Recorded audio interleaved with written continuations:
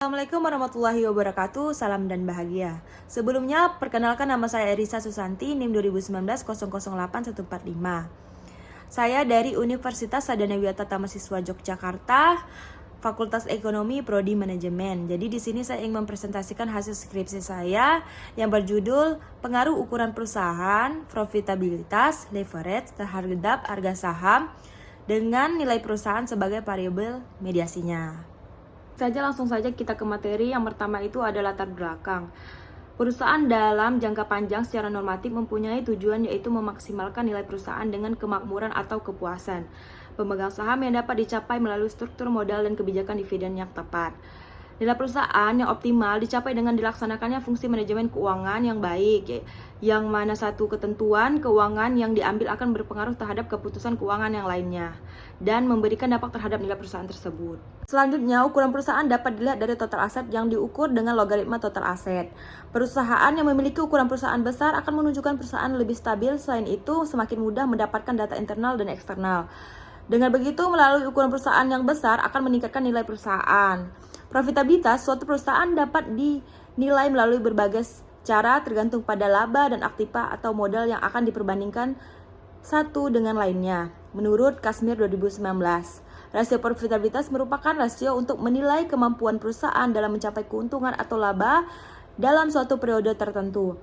Perusahaan yang dapat menghasilkan laba tinggi akan mencerminkan perusahaan dalam keadaan baik, sehingga meningkatkan nilai suatu perusahaan tersebut.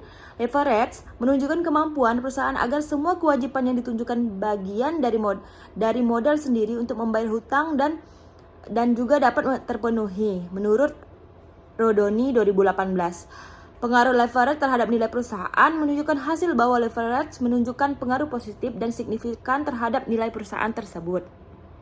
Baik, selanjutnya, selain beberapa faktor di atas yang berpengaruh terhadap nilai perusahaan, yaitu ukuran perusahaan atau yang disebut frame size.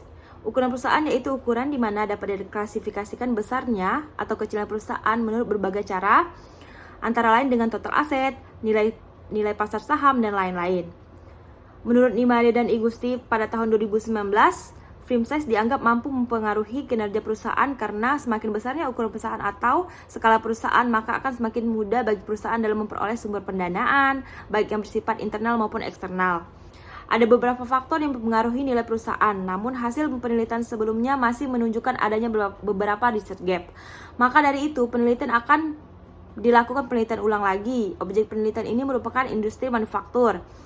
Industri manufaktur merupakan salah satu bisnis di Indonesia yang terus memperlihatkan perkembangannya dari waktu ke waktu. Perusahaan bergerak di bidang manufaktur melakukan banyak kegiatan untuk mengubah bahan mentah menjadi bahan jadi dengan nilai jual yang tinggi dan bisa langsung digunakan oleh konsumen. Selanjutnya kita masuk ke slide rumusan masalah. Jadi rumusan masalah di sini ada 3. Yang pertama itu, apakah ukuran perusahaan berpengaruh terhadap harga saham dengan nilai perusahaan sebagai variabel mediasi? Yang kedua itu ada apakah profitabilitas berpengaruh terhadap harga saham dengan nilai perusahaan sebagai variabel mediasi?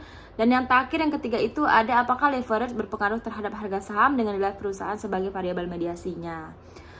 Selanjutnya itu adalah ada kerangka pikir. Yang pertama itu X1 adalah ukuran perusahaan, yang kedua itu X2-nya itu adalah profitabilitas, yang ketiga itu X3-nya itu leverage. Untuk variabel mediasinya itu nilai perusahaan, untuk variabel Y-nya itu harga saham.